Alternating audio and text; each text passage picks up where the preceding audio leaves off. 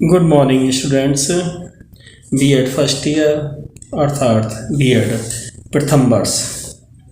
BEd first year में paper 6 जिसका नाम है जेंडर, स्कूल एंड सोसाइटी अर्थात लिंग, विद्यालय और समाज।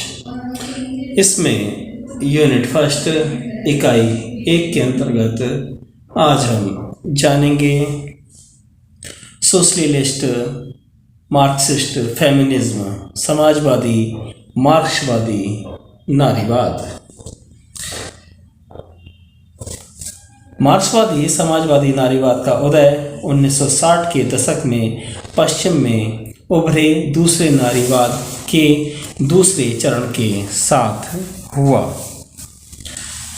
जिसमें काल्पनिक समाजवाद से लेकर मार्क्सवादी सब कुछ शामिल था।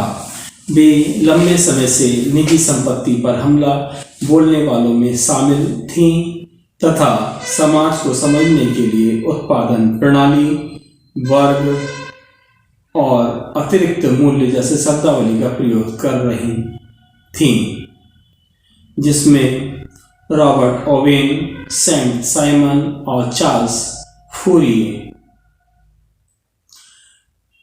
मार्क्स ने हालांकि स्त्रियों के प्रश्न को प्रत्यक्षतः संबोधित करने की कोशिश नहीं की और स्त्रियों की बराबरी से वोट डालने का अधिकार के संघर्ष की महज सुधारवादी आंदोलन का रूप कहकर मजाक ही उड़ाया था। हालांकि मार्क्स की शोषण, अलगाव तथा वर्ग की धारणाएं स्त्रियों की स्थिति को समझने में काफी उपयोगी सिद्ध हुई।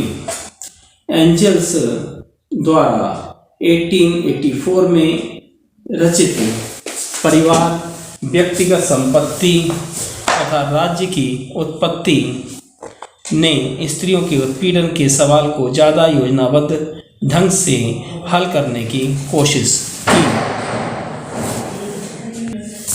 उसका कहना था कि प्रारंभिक समाजों में स्त्रियां घरों के अंदर उत्पादन के साधनों पर अर्थात घरेलू उपकरण एवं बर्तन और पुरुष घर के बाहर के अन्य उपकरणों औजारों पर नियंत्रण रखते हैं। घर के बाहर उत्पादन के बढ़ते जाने से इस क्षेत्र में ज़्यादा अधिशेष पैदा होने लगा। पुरुषों के द्वारा इसके हस्तकरण की प्रक्रिया में उन्हें महिलाओं की तुलना में अधिक आर्थिक सत्ता प्राप्त हुई। लाजिम था कि प्रधान समाजों के पितृसत्तात्मक परिवारों में रूपांतरण इस प्रकार संभव हुआ चूंकि ऐतिहासिक तौर पर घर के बाहर के उत्पादन अधिकाधिक महत्वपूर्ण होता गया। लिहाजा एंजल्स के हिसाब से नारी मुक्ति तक संभव नहीं थी जब तक स्त्रियां घरेलू काम छोड़कर घर के बाहर मजदूरी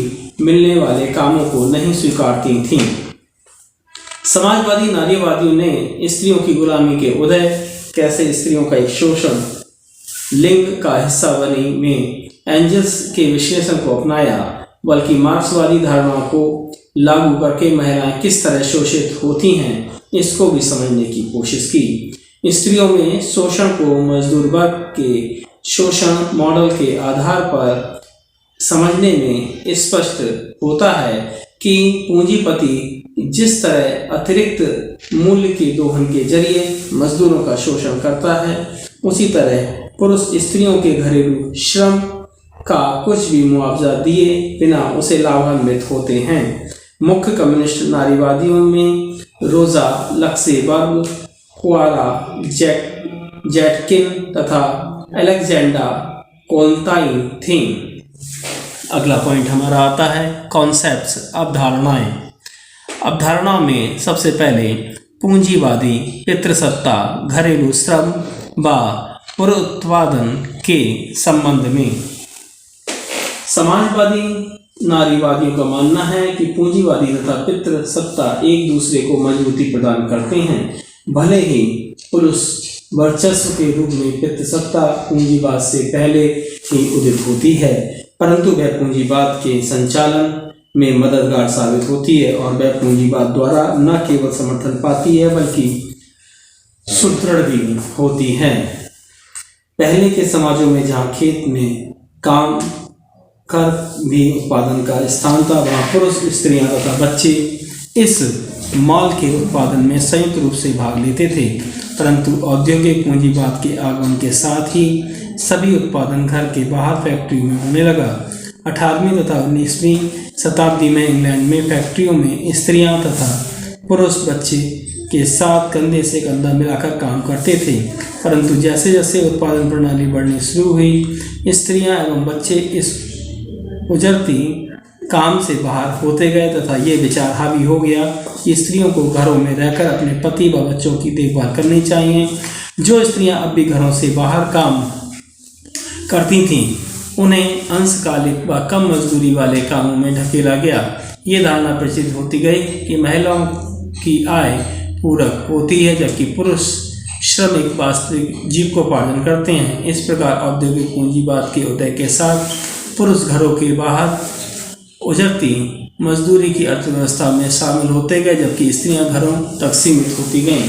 समाजवादी नारीवादियों ने मार्क्सवाद के श्रम के पुनरुत्थान को स्त्रियों के संबंध में कुछ यूं स्पष्ट किया। उनका कहना था कि श्रम शक्ति का पुनरुत्पादन घर के अंदर ही होता है और एक पुरुष श्रमिक तभी काम कर सकता है जब उसकी पत्नी उसके लिए खाना बनाती है और सफाई करती है। ये केवल तभी हो सकता है जब वह उसका ख्याल रखती है और सेवा करती है बल्कि वह घर के उन तमाम जिम्मेदारियों को संभाल कर उसके छोटे बच्चों का पालन पोषण और बुजुर्ग माँ बाप की देखभाल आदि का भी निर्वाह करती है। स्त्रियों का घरेलू श्रम इस तरह बहुत अहमियत रखता है। हर काम श्रम शक्ति के पुनरुत्पादन से दैनिक तथा आगे की पीढ़ियों तक ताल्लुक रखता है। स्त्रियां भले ही घर के बाहर काम करती थी, परंतु उनके घर के काम में कोई कभी नहीं आती थी। समाजवादी नारीवादियों ने स्त्रियों की घरेलू श्रम को उपरोक्त तरीके से व्याख्या की तथा इसके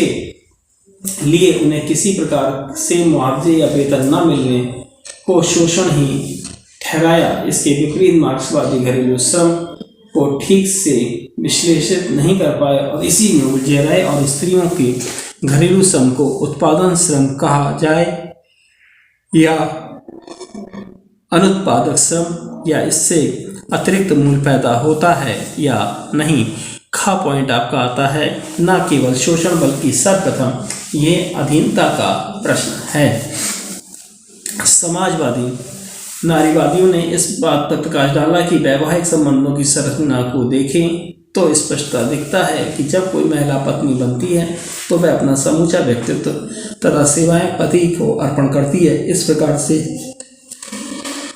महिला के व्यक्तित्व तथा घर काम सभी पर पति का नियंत्रण रहता है, जिससे जाहिर है कि घरेलू हिंसा व वैवाहिक बलात्कार जैसी चीज़ों के खिलाफ कानूनी प्रावधान मुश्किल से ही ढूंढे जा सकते हैं। उक्त स्थिति में नियोजकता अर्थात मालिक और पति दोनों को श्रमिक व पत्नी के शरीरों का नियंत्रण का अधिकार होता है। इस स्थिति में स्त्रियों को अतिरिक्त मूल्य प्रदान न करने पर शोषण तो निहित ही है, उनकी सामाजिक स्थिति भी स्पष्ट होती है। इससे स्पष्ट है कि स्त्रियों को जब तक आज़ादी प्राप्त नहीं हो सकती है, जब तक स्त्रियों के घर के पास पैसे नहीं मिलते हैं क्योंकि मजदूरों की तनख्वाह नहीं मिलती है, जब तक इस सभी स्त्रियां घर के बाहर काम करने के लिए नहीं निकलती। इसके जरिए विवाह संस्था की संरचना और दोनों लिंगों के बीच अंतर व्यक्तित्व इंटरपर्सनल संबंध नहीं बदलते। विवाह एक तरह से अधीनता का संबंध है, भले ही स्त्रियां इसे स्वेच्छा से अपनाती हों। नारी आंदोलन के विभिन्न कानूनी मसलन शादीशुदा स्त्रियों को संपत्ति में हक दिलवाना, बच्चों की देखभाल और उनके पालन पोषण में स्त्रियों को अधिकार दिलाने के जरिए अधीनता की इस संरचना को प्रभावित करने की लगातार कोशिश की है। अगला पॉइंट आता है आपका सेपरेटिज्म, अलगाववाद या पृथक्करण। समाजवादी नारीवादियों का मानना है कि स्त्रियों के पुनरुत्थान के काम में कम आय प्राप्त होती है, साथ ही वे इस कारण से आपस में एक दूसरे से अलगाव महसूस करती हैं। जिस प्रकार से एक श्रमिक का अपने श्रम के उत्पादन तथा श्रम शक्ति के अन्य श्रमिकों से उसका अलगाव होता है, उसी तरह स्त्रियां जिस स्थिति में घर में काम करती हैं उसमें भी वे स्वयं को अलग अलग महसूस करती हैं, जैसे संतान के पालन पोषण, लालन पालन तथा शिक्षा दीक्षा संबंधित निर्णय पुरुष ही लेते हैं। साथ ही अपनी यौनिकता सेक्सुअलिटी की वजह से भी साथी स्त्रियों से अलगाव में पड़ती हैं, क्योंकि स्त्रियां आपस में पुरुषों के साथ अपने संबंधों के प्रति सचेत रहती हैं, क्योंकि उनके अंदर पुरुषों के यौन आकर्षण को पाने की होड़ मचती है, अतः उनके अन्य स्त्रियों के साथ संबंध एक सीमा में ही बने रहते हैं। अगला पॉइंट आपका आता है उजड़ती रोजगार वाली स्त्रियों की समस्याएं। समाजवादी नारीवादी स्त्रियों ने सबसे पहले बार घर के बाहर काम करने वाली स्त्रियों को समस्याओं की रेखांकित किया। इसमें कुछ मुद्दे और सवाल उठाए, जिसमें पहला था स्त्रियों को अधिकतर कम मजदूरी या दोयम दर्जे के कार्यों जैसे सेक्रेटरी, नर्स, क्लर्क जैसे कामों की ओर धकेला जाता है, जिसमें न केवल वे कम कमाती हैं बल्कि उन्हें यौन प्रताड़ना का भी सामना करना पड़ता है। दूसरा मुद्दा था ट्रेड यूनियनें स्त्रियों की न तो यौन प्रताड़ना वाली समस्या पर ध्यान देती हैं तथा साथ ही उनके समान वेतन वाले अधिकार की उपेक्षा भी करती हैं, क्योंकि ट्रेड यूनियनों में ये धारणा होती है कि श्रमिकों की आय उनके परिवार की जरूरतें पूरी करने के लिए पर्याप्त है। यदि महिलाएं कमाती हैं तो वह पति की आय का पूरक ही हैं। इसलिए इस धारणा को बल मिलता है और स्त्रियों को पत्नियों के रूप में देखा जाता है, जिसमें पत्नियां अपने पति पर आर्थिक रूप से निर्भर समझी जाएंगी और उन्हें घरेलू काम के बदले जीवन निर्वाह के साधन मिलेंगे। इस तरह वेतन मसला लैंगिक विविधीकरण का शिकार होता है। अगला पॉइंट आता है मूल्यांकन। समाजवादी मार्क्सवादी नारीवादी भी मानती हैं कि स्त्रियों का उत्पीड़न मूलतः परिवार में उनकी परंपरागत स्थिति के कारण होता है, परंतु वे श्रम पर जोर देते हैं तथा कहते हैं कि स्त्रियों को सार्वजनिक उत्पादन के बाहर कर दिए जाने के कारण महिला घर की निजी दुनिया में घरेलू कार्य में बंध जाती हैं। यहाँ तक कि सार्वजनिक जीवन में भी स्त्रियां एक निम्न वर्ग का निर्माण करती हैं। उनके वेतन कम होते हैं, हैसियत भी कमजोर होती है। स्पष्ट है कि परंपरागत मार्क्सवादी को इसलिए अपर्याप्त कहा जाता है क्योंकि इसने सामाजिक तथा सांस्कृतिक तथा यौन उत्पीड़न को सहज आर्थिक शोषण का प्रतिबिंब माना था। Thanks for watching. धन्यवाद।